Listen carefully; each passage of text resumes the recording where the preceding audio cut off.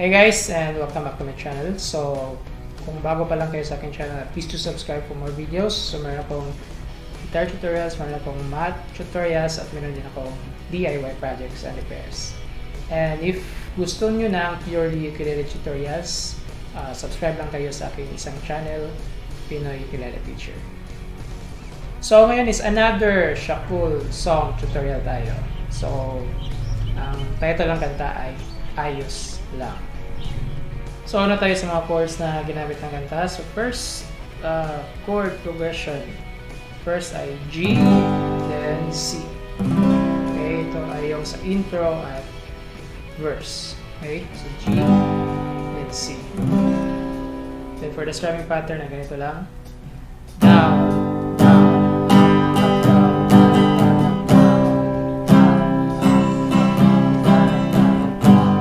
down,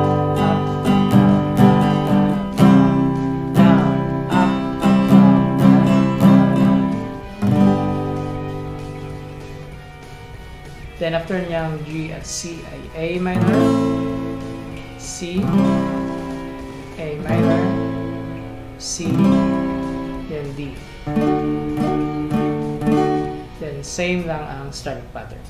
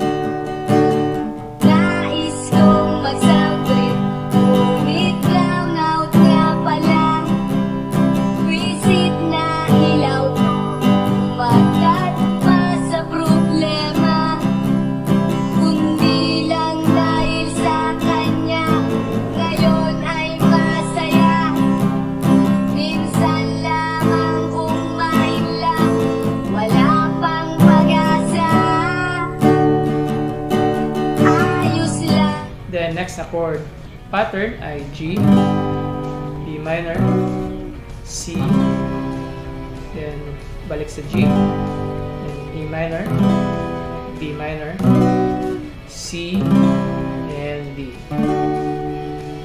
Then ang strumming pattern nito ay ganito lang. Down, down, down, down, down, down, down, down,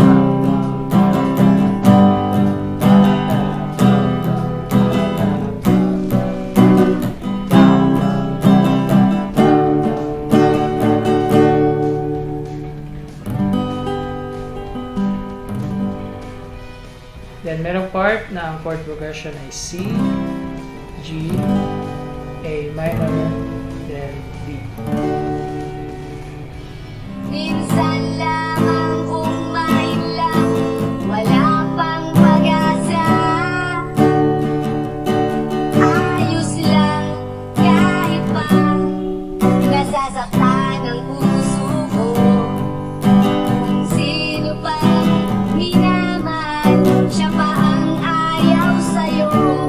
Totoong problema, ngingiti na lang ako.